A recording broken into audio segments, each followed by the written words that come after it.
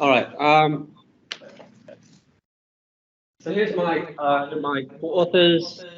Some people, all co-authors from Hunan University in China.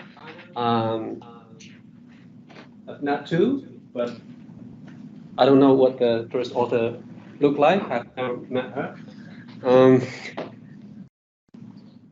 So I've slightly changed the title just to make it more straightforward. The motivation is that microeconomic theory predicts that if you have environmental regulation imposed, especially if the regulation is imposed on some specific groups, it could be location, could be based on other characteristics, it might lead to spillover. If this is talking about production, the production might be shifted to other locations or other groups. Pollution might be shifted as well. Most of the research in this area talking about re-optimization, relocation, spillover are at the macro level, talking about aggregate shift across nations, countries, typically in the framework of pollution haven. But on the micro front level, evidence is much limited. The two closest papers that we found are very recent. First one in 2019, looking at Clean Air Act in the US, looking at the air pollutants, how spillover happens across different pollutants in different locations. And then this recent working paper, MBR working paper, looking at the China 2000 Energy Conservation Program. The focus is on the energy efficiency because this is an energy regulation program. They're looking at the energy efficiency of firms, how firms relocate production to unregulated affiliates, and their study focus is not on pollution. That's our focus. Because of the limited literature, there's a lot of opening questions. We hope that we will address some of these. For example, mechanisms when spillover happens, and how does that change productivity, composition of production across different part of the firm or multi-plant firms, and then does it change abatement when they transfer these pollution-intensive productivity? How does that change abatement, or they just dump that to a different place, or they still do some level of abatement? Exposure, would that transfer change local air quality? How does that affect population exposure to emissions and air quality changes? Distributional effect, would that affect different groups in ways that might be progressive or regressive? That might be another thing. We also want to look at the health impacts, whether being a cost or a benefit, but we haven't got time to crack that. But that's going to be some important work that we want to get to. Coal consumption is the source of significant air pollution, for example, sulfur, NOx, PM 2.5, PM 10, and other toxic chemicals. In China, this contributes to about a third or over a third of the PM 2.5. There's studies trying to understand, get a precise estimate of that, but that's just rough indication. And PM 2.5 has been shown to be linked to many health issues and other premature death fatalities. Coal consumption in terms of size, huge in China, and China alone accounts over half of the global coal consumption. And industry accounts for 70% of that. So this is a big, and we're looking into the industry, the firms in that industry. In recent years, the growth in coal consumption in China has been slower and slower, although still growing in absolute terms, but much slower.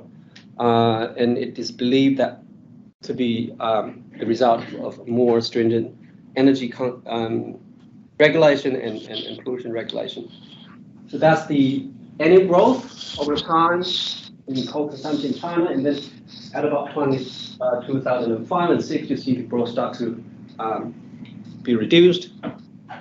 And if you extend that to the most recent few years, roughly in that level.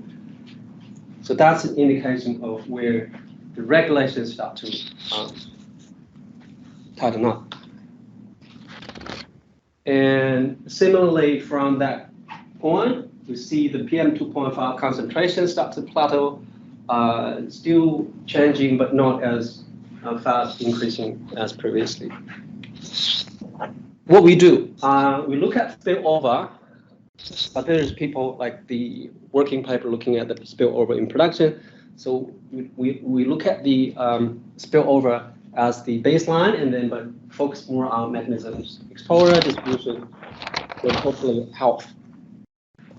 The empirical context is a large energy regulation program in China. I just called the top 1,000 energy conservation, implemented in 2006. We have data on the plant level and then the region level. So the plant level is basically on fundamental operations, employees, capitals, everything typical of that scope. Coal consumption, emissions, pollutions. Most importantly, the intraform network. If you have multiple plants, how they are affiliated, right? So we need to have investment relationship and that kind of thing. So that's on the firm level, and the region level focusing on demographics and air quality. Because we have a timing point, and then you have some group of the firms being regulated and others not. So that gives us a setup that could do different diffs identification. So that's our main method. We have two groups of treatment plants, the regulated, but we want to understand how they are transferring production and pollution as such. So we have a separate treatment group, which is the affiliated plants. And then we identify the control plants using the propensity score matching from unregulated separately for this part and then for this part. So we have two pairs. Just in case that I don't understand the tables that I'm going to present, summary of the findings. Program reduced coal consumption and dust emission of the regulated by 40%. Roughly, that's the direct causal on those regulated. But then this is offset 18% or 16% for the coal and emissions by those affiliated, because you see the increase in those plants. The change in emissions lead to change in air quality, talking about PM2.5. So reduction in the air quality near the regulated, but then increase in the air quality near the affiliated plants. Pollution transfer to less populated areas, less regulated areas, but socially disadvantaged groups. And we haven't got anything here. We have a plan, but involving non-trivial work. Our plan is for the winter break to get something done there. You might know or not know, but this is how the Chinese government plan its social development paths. Every 5 years they have a plan, starting from 1953. Social development, economic development, everything covered with detailed plan. They update it every 5 years. From 2000, they have this new stuff talking about energy conservation, emission control, reduction. So the 11th 5-year plan, 2026 to 2010, first time they have binding targets for energy conservation and pollution reduction. And this is expanded. So for this period, they have only two, one air pollutant, one water pollutant covered. But then the next 5-year period, they have this expanded to cover other pollutants as well. These are national targets, and then they're allocated to the regional governments. To help them to achieve these targets, they have more detailed tools, initiatives. One of the most important to achieve these targets is the top 1,000 program. There are other things, but this is our focus. They focus on the largest energy use in the industries. Target the total energy use, but they have plant-specific targets. So each plant will get a target. So you need to reduce energy consumption by such and such. covering all the energy sources for natural gas, oil, anything else. But because of the coal dominant nature of Chinese energy consumption, so that's mostly addressing the coal consumption. Not specifically targeted at pollution, but again, because of the coal dominant nature, that's going to have huge impact on pollution and anything associated with emissions. The regulated firms, plants included in the program, not randomly selected, obviously. The biggest users overall account about half of total industry energy consumption. How many firms in total? More than 100,000 firms. But this 1,000 account over roughly half. The total target for this top 1,000 is a reduction of 100 million tons of coal equivalent. That's the overall target set at the beginning. By the end of the 5-year plan, the government announced they have overachieved that with 150 million tons of compliance. So a good story, success. That's the distribution all over the place, everywhere, and basically consistent with the distribution of industry activity in the country. And you might recognize there's sort of a cluster in the central north part, which is the capital area and heavily polluted around that space. We have plant level data from different sources, looking at the energy consumption and pollution. And the second piece is the key, the core, because that identifies the network, siblings, investment relationships, and also firm operations. The region level, as I said, I have air quality data and also the census on demographics and economic characters. Final sample.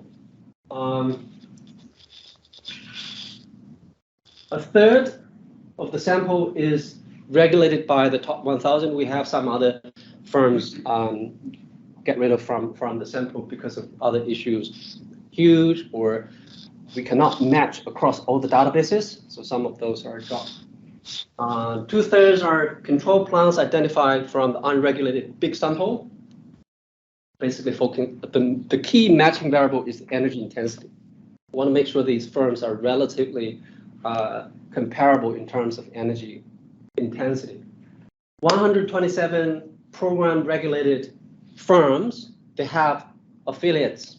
So they are multi-plant firm. And we identified about 230 total affiliates, so 1.8 affiliates on average per these firms. And we identified another group matched for these affiliates as well, because we want to do a DID there. So that's a separate pair. So that's not part of that 1,853 control plants. Out of this 127, there's 37 program regulated firms in the top 1,000 having affiliates also in the top 1,000.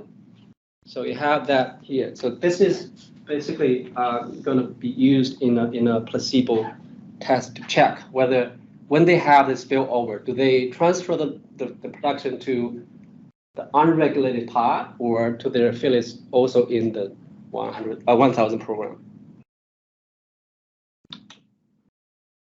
Just one slide on the methods, normal equations, normal other methodology stuff. Matching based on the key variable energy intensity within each 2-digit industry. It's not a full sample matching. So within industry matching, using 20 neighbors, closest neighbors to do the matching. So we've also done 10 and 30. It doesn't change much of the conclusion. We remove the affiliates when we do the matching because they are also affected by the treatment. So if you include those, then the sample might be polluted. The main identification equation is just the two-way fixed effects model because the program is not a staggered design. It's just one point in time, two groups. So it's just a two by two different. So we don't care so much about the heterogeneity and treatment effect. And that's the main equation. And the main outcome, two main outcome variables, coal consumption and then the dust emission, both log transformed, non-trivial number of zero values, so transformed using the inverse hyperbolic transformation. A necessary condition for DID identification, so we're all aware of that, pre-treatment parallel track. So before the treatment, there should be no differential trend between the control and treatment. Different ways of testing that. Event study design, very common, but we have used the Goodman-Bacon specification, basically simpler. So this is the baseline, which is the year 2005, and we try to identify is there any trend relative to that year between control and treatment. So as you move away from the baseline year, is there any trend there? So this is the key interest alpha 2. We do this for the key outcome variables and some of other characteristics. First result table. So second, this is the mean for all the variables, and this column are alpha 1 here for all these outcome variables. So there's a lot of data. And then alpha 2 is the third column here, which is the highlighted. Nothing appeared significant, which is good. Basically saying that there's not much of a pre-treatment trend, so we pass that necessary condition to go to move forward with the DID identification. Results, the first set of results, the mean or the baseline, the direct causal unregulated, we have two numbers, one for coal consumption, one for emission, dust emission, both reduction being non-trivial 41%, 40%, and then also offset again on the two outcome variables, 18%, 16% on the fillets. Okay, results. Table here, very significant. But because our dependent variable log transform and then hyperbolic inverse transform, so it's not really straightforward to interpret those coefficients. The second here, this is the marginal effect. So how much of real percentage, in percentage terms, change in those two outcome variables. So that's where the 41 and 40% come from. This is the direct causal effect of the program on the regulated firms. That's affiliated plants, same specification, nothing changed. And then, again being significant, but this is a lot larger in terms of marginal. So increase is more than doubled. So you have a marginal effect of over 100% there. But because of the size are different in the control group and the treatment group, because treatment are the top 1,000, the largest energy uses, right? So you can't just take the difference between these marginal effects. You need to factor in the size. This is looking at again, the specification on affiliates, but using the affiliates also included in the top 1,000 program. So what it says is, if their affiliates are also regulated by the 1,000 program, they're not doing the transfer, they're not doing the spillover. So there's spillover outside of that, which is making sense. So this is where we calculate the bounce back or the offsets. Now we have those margin estimates, okay, and then this is the margin S. But also we have observation for the 2 5-year period observed, and then also the no regulation counterfactual, taking out the program effect, and then we can work out what is, in absolute term, what is the change in the outcome variables by the regulation for the top 1,000, and then for the affiliates. Doing the reduction, the deduction, you have the offset here.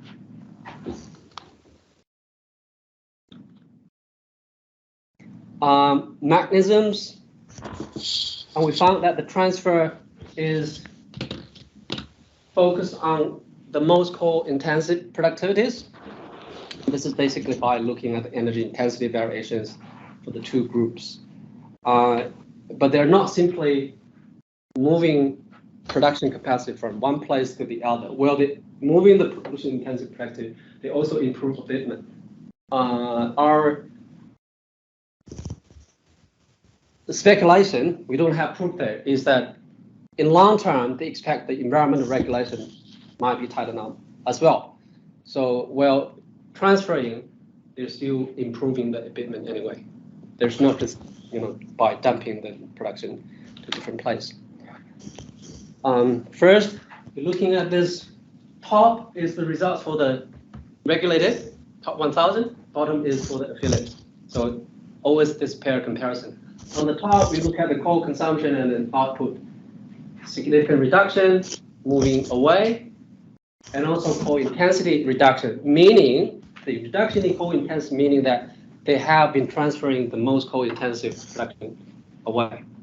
It's not proportional anything, on average being transferred.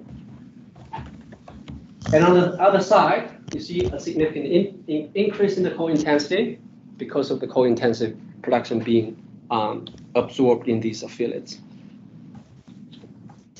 And then on the abatement side, this needs a bit of explanation. So we have two pairs, regulated and then the affiliate plants. On the top, 3 columns. The last column is the dust emission or the dust generation. We have that, but then part of that being removed, being treated, being managed. So that's the part of abatement activity. The first column is the net emission, dust emission. So 3 narrows. And we see that the dust produced being reduced due to the spillover leakage of production to other places or the affiliated plants.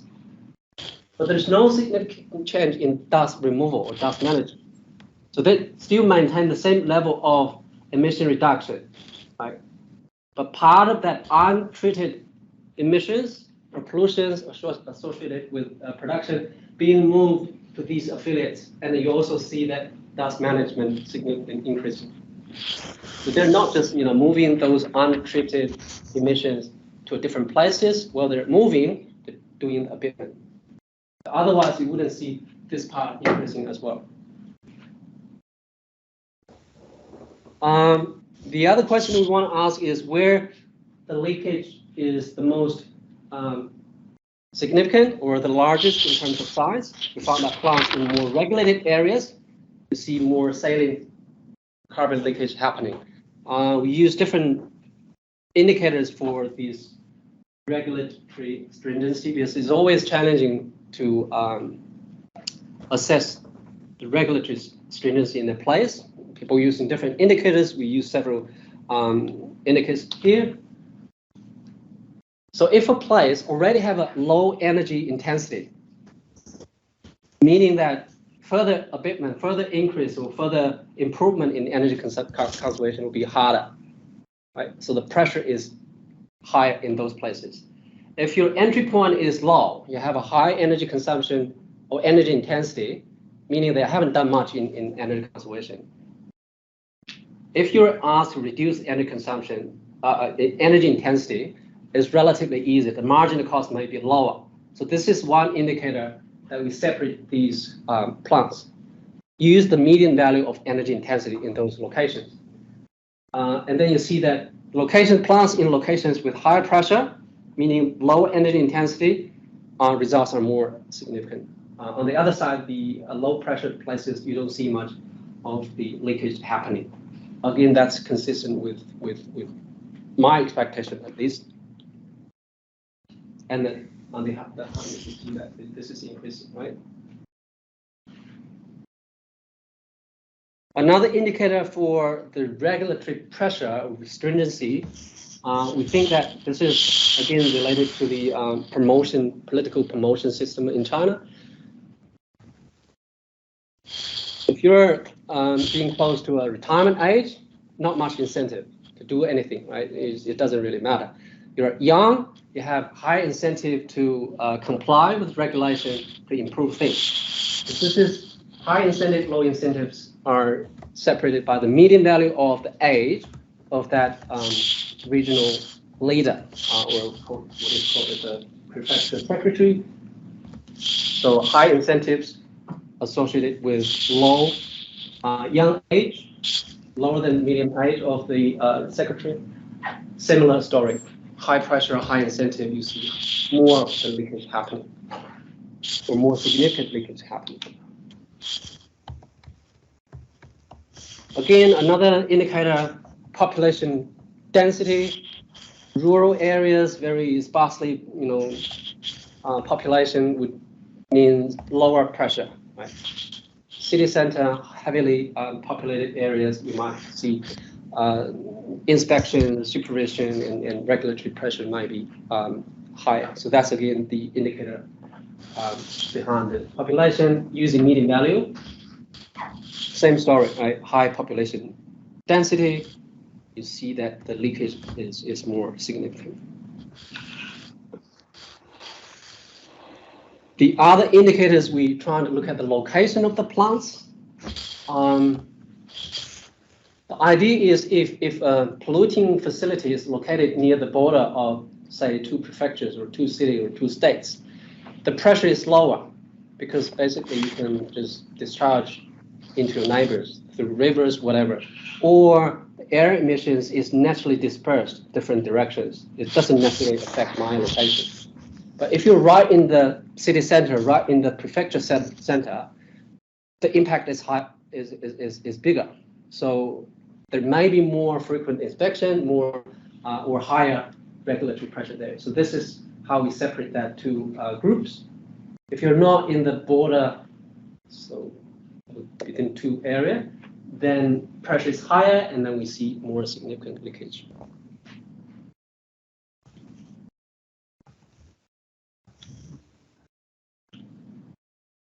Next set of mechanism results, transfer to private facilities. When they do transfer, regardless whether the top 1,000 is regulated, top 1,000 regulated firms is a state-owned or private. When they transfer to private facilities, largely. We don't have a story there.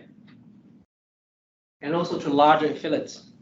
This is to answer the question, because there's some discussion that when these leakage happening, if I'm the multi-firm plants, or if I'm one of the regulated plants, do I just buy a shell small firm at different place, just dump across, or open a new small firm, get a registration, get a firm ready, and then take that, or to a larger facility similar to my parent or the regulated firm that has a larger capacity to take those additional production, and we found that they tend to transfer to larger affiliates, not the small ones. And transfer to less regulated border area, again consistent with that the results table I just presented.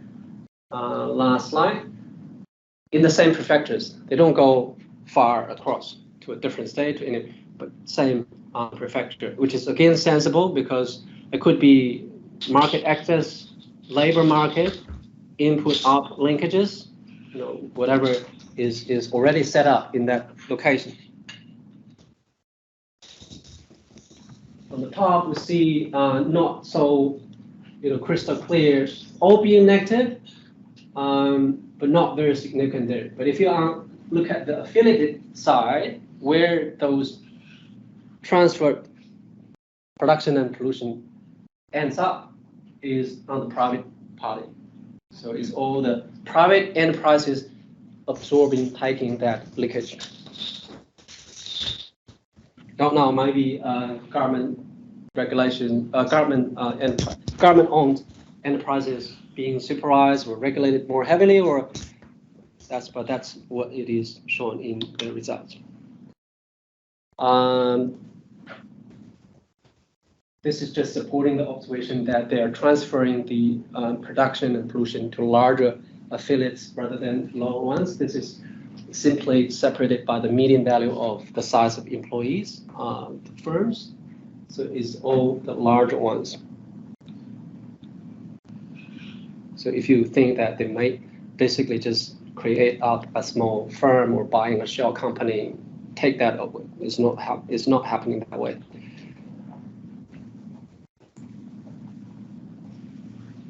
border transferring is happening within the same prefectures, regulated or the affiliate within the same prefecture, not far across. This is a problem. You see, is one star here. This is not what we want to see. So we had a discussion last week. The solution is trying to merge those two together so that we don't have a star here. I don't suggest that kind of data mining process, but that's one way that we want to just to save that argument. We don't have to argue again.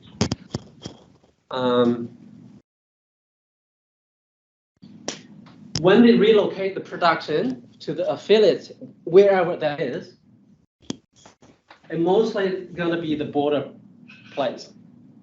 The argument is the same because that's the place where the regulatory pressure is lower. Right. Again, just by separating by if this is the border location, is not the border location, then you see there's no difference. Well, it's all consistent in terms of the sign, but the border location is more significant leakage happening. All right, exposure and distribution. Again, summary of the results. How do I do? Okay, time is okay. The relocation or the spillover production and emission significantly affect the PM2.5 concentration within 10K of the plants, being a regulated plant or affiliate. Decrease in air quality index by PM2.5 within 10K of regulated, and then an increase on the other side. And it's moving away from population center. On the distribution side, pollution shifted to areas that are more rural, with higher percentage of migrant labor, without formal sort of residency registration. In China, there's this hukou system. Whether you belong to the city is indicated by the formal registration.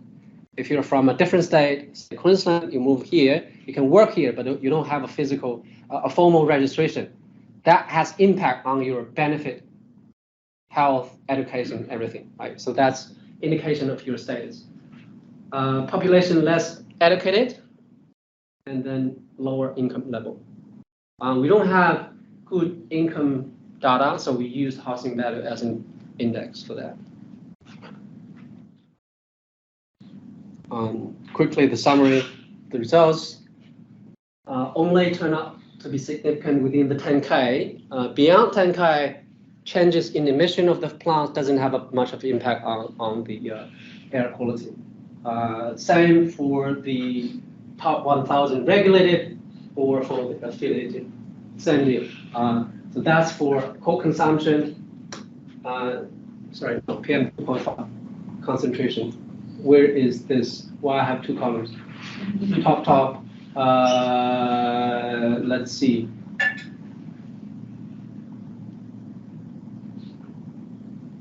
I lost track. I don't know. That might be a different calculation. The concentration, the PM2 concentration, the indicator might be different. So that's my interpretation here. Is you have one, and then you have another one, and then another pair for the affiliates. Is your control variable at the bottom row? Yeah. Oh yeah, specification. That's right. Good. Michael still being Michael. So these tables are for you. Oh, good. So that's the specification. Oh, good. So outside of the 10K, there's not much of an impact. The population density. This is the difference between the population density for the regulated and the sibling plants, the townships. And then you see a positive difference means that you are moving away from more populated area to less populated area. So this is the median, that's the mean, not much skewed, so it's not driven by any sort of skewed distribution. And that's I think that's the township numbers, not the plant number, township numbers. I think this is the final sort of table looking at the distribution stuff. Right? How are the groups different between the top 1,000 or the location where the top 1,000 located and those affiliated plants located.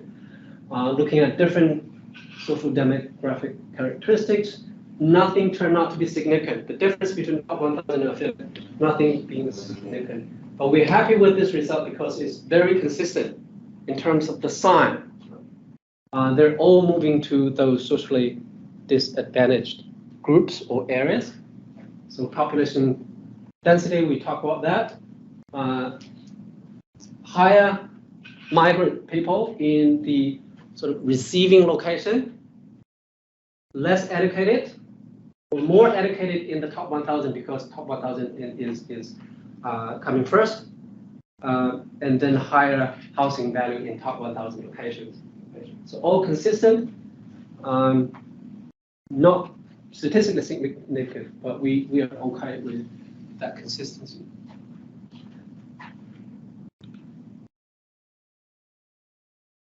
That's it.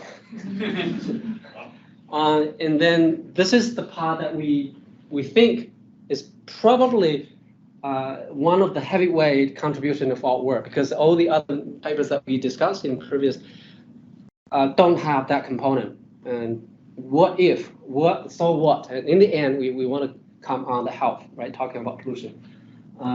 As there are literature doing this sort of cost-benefit analysis based on this one relation regression, and then but the specification is very simple. What we want to do is refine, locally customized these relationships for different locations with the population characteristics, and we need to collect some data on fatalities, hospital stays, and expenditure and so on. So we have a plan, but need non-trivial work.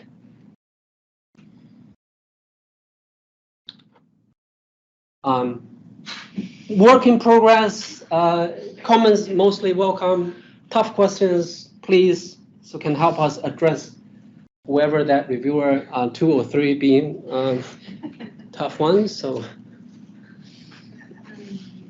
that'll be it. There's a Twitter group called Reviewer 2 Must Be Stopped.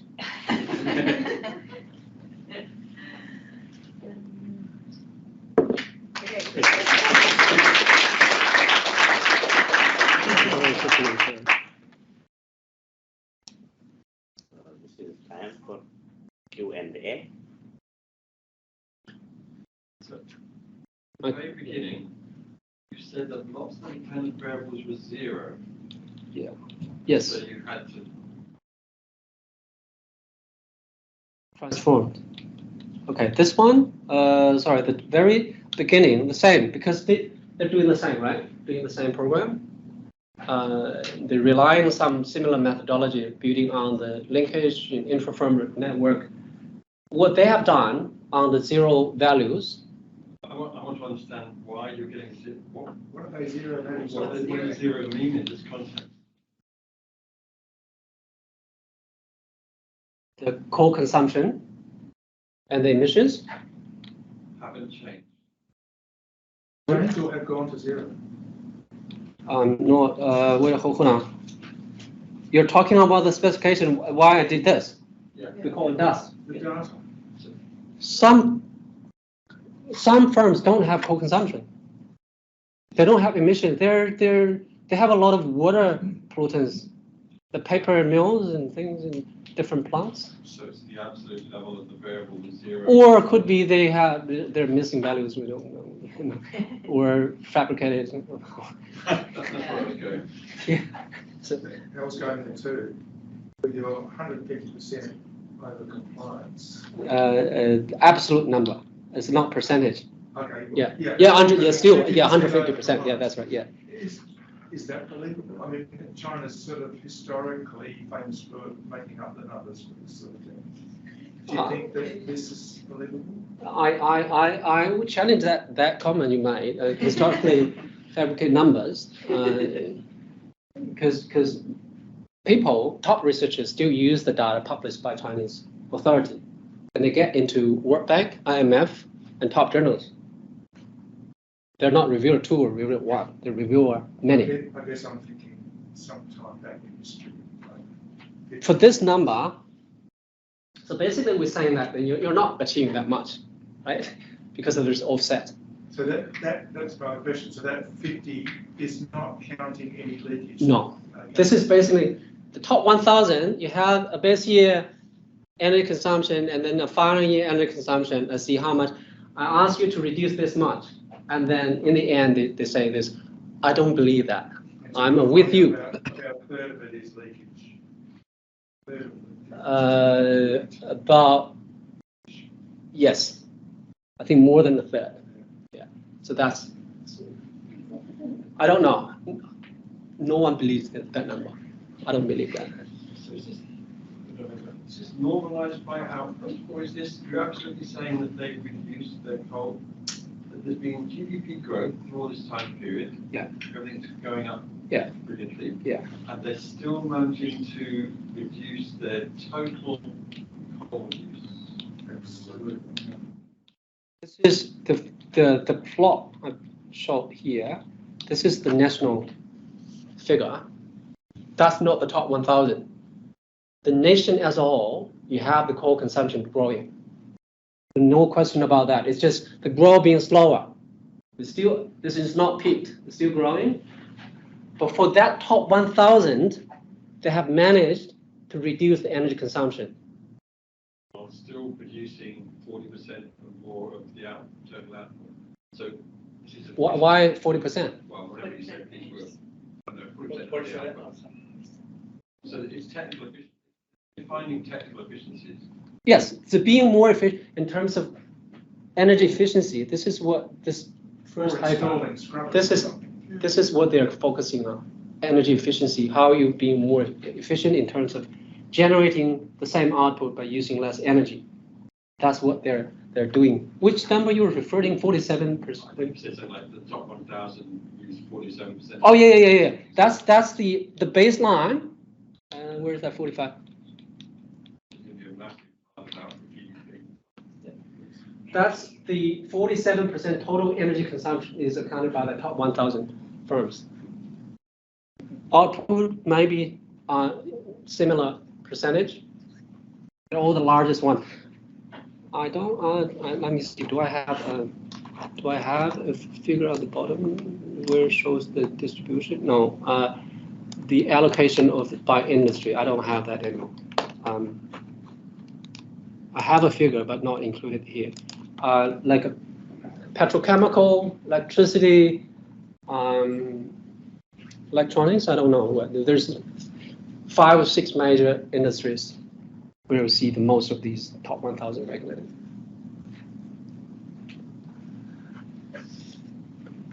Yes. I may have misinterpreted this, but on slide 25, you talked about high and low pressure. Yeah. And I thought you said high pressure aligned with firms that put high effort into abatement historically, and low pressure put low effort into abatement historically. So No. is the slide before this one? This one? Yeah. No, that's not. Oh, so what? That's not. This pressure is indicated simply by that region's energy intensity. Yeah. Okay. Overall energy intensity. What I'm saying is, if my current energy intensity is low, might be because I have done a lot of work already. Exactly. And then ask me to do energy addition is harder. Pressure is higher. Exactly. You know. So So that's kind of similar in that I guess I'm surprised to see low pressure there isn't significant abatement reductions. If you're saying those are the high energy intensity. I'm not saying there's not places. much of abatement. Saying that there's not much of leakage. Yeah, well, there's not much leak because I thought isn't number 2 the leakage? Sorry? Isn't the dependent variable in table A just amount of coal consumption and amount of Coal consumption does emission. Yeah. Yes. So if you're not seeing significant reductions in low pressure, doesn't that kind of go against what you would expect? Wouldn't you expect those to be the low marginal abatement cost firms in those groups, and why? Good question. You're seeing that the high pressure firms are abating, and that they're abating by kind of exporting emissions to other firms that aren't regulated. But then why aren't the low pressure firms abating? That's kind of because you would expect those to be the low marginal abatement cost firms if they Very have good high point. intensities. Yeah. Very good point. I don't have a immediate good answer for that. Yeah. To me, it just seems like that is the classic marginal abatement. I don't know if you call it the hockey stick here in Canada. The marginal abatement cost hockey stick, that you'd expect those to be the flat line at the start of the curve that have a low cost, you would think. And if everyone's regulating, why are they not making a difference?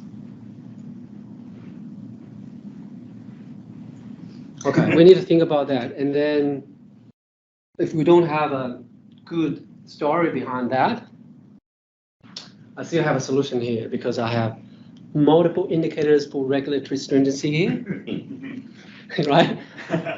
Get rid of it. Because that's one side of the story makes sense, the other no. Yes, yes, right. Given the, let's say, the objective has been achieved, like 100 million ton or whatever, Yeah. 150. Yeah. Is it because the target was modest in the beginning? Whatever the target set by the government was modest, and that's why it was achieved. And if so, if we account for the leakage, then how do you view this going forward? Because controlling pollution is going to be an important issue, as you mentioned. Yeah. So will the target would be increased, or leakage will be much more controlled, or how it will go forward? Just, I'm thinking. I don't think there's no. My understanding is that globally, this leakage issue is not well managed, handled.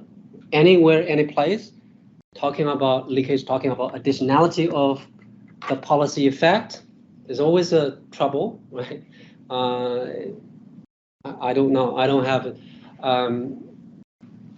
You know, probably you have a better management identifying these affiliate relationships, and then you put them in under the radar as well. And see whether that you are doing that kind of relocation or anything. But because of this affiliate relation is very complicated, administratively is not very straightforward how you can manage that, but that's the framework that we use to identify the affiliates. Many different ways. You can have direct subsidiaries, and you can have affiliates by investment, direct investment. And then that company also can have investment in the following. It will be very challenging to identify this. And these relationships are not static. They're changing dynamically. Don't know, I don't have a straightforward answer. But that's what it is. But at least in the post-policy assessment, at least you can assess. That's where we are for, right? We provide some insights on how real cost-effective or how effective the policy has been in terms of achieving the targets. We have a question from Ben. Ben, if you could unmute. Hi, Chunbo, thanks. Yeah. Hold on. Hi, Chum. Cool. Yeah. Hi, Chum. Yeah. Thanks for the paper. I'm just wondering if you got firms that are involved in energy, electricity generation, whether there was a price effect, whether what the sort of mechanism is for firms shifting pollution to their affiliates. Was there a general price increase in electricity that meant that the firms who had a higher marginal cost of generation because of the abatement requirement, then just through a price signal transferred electricity generation to their affiliates or to other higher cost firms, which suddenly had more of an advantage because they didn't have the abatement costs. Possible, but I don't have a good understanding of how the electricity market works in China, whether it's a competitive market or is just a flat rate grid connection by regions or whatever. I don't know how that market is organized. But I agree that marginal cost might be a good mechanism or a driving force leading to many of these movements. So the top 1,000 presumably have got the economies of scale and low marginal costs, but those marginal costs have been increased by the requirement for reducing coal. So that might then explain why affiliates suddenly start to produce more, or affiliates or other companies start to produce more just through a price signal. Possible. That okay. We can look into that. Maybe pick one. We just need to see whether we have a sector, at least a subset of this, could support some additional analysis. Okay, thanks, Chunbo. Yeah. Elastic demand would help. Is there demand for energy inelastic? Don't know. It might be different for different industry.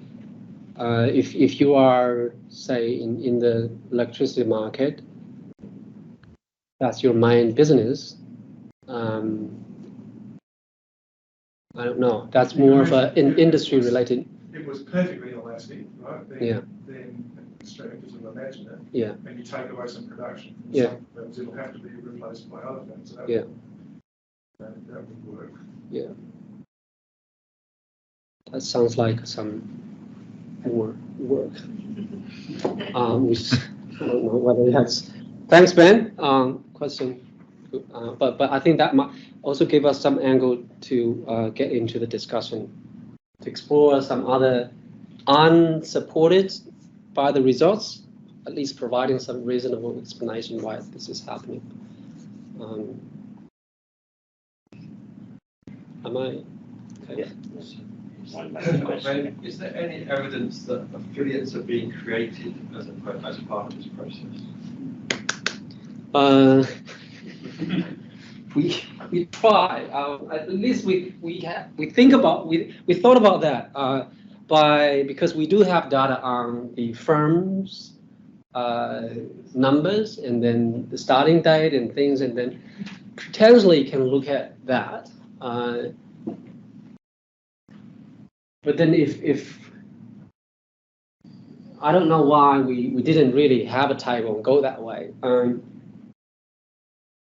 We can look at that anyway. The thing is, if you create new firms, new plants, you still need to be able to identify for that to happen, to have this relationship network. I'm not thinking about creating a new plant. I simply take my dirty factory, I sell it to a new company, which is not down regulated, which I happen to own. Yeah. So possible. That's quick and easy. I don't want to move my production. Production's a pain. Yeah. Researching this dirty company. Split the company so that it's no longer one of the top 1,000. Share the emissions or the coal usage between two companies. That means we need to expand this because we need to identify those mergers or splitting things that happening. Might have another chance that ownership stuff. Don't know if we can do that, but that's 100% possible. Do you know anything about the age of the plants? We do. We have data. Yeah. If it's an old plant, you might think I don't want to invest in this plant because it's only got 5 years left. So you think that there might be more abatement. Especially for the electricity plant, that's a big factor because you have dedicated life, say 40 years, 30 years, and then that fleet need to be. Very good point. At least we can take that sector because that's a non-trivial sector, big sector. And then we can look at the plant age if that's happening more or less with different age groups. Thank you, Chunbo, for the presentation.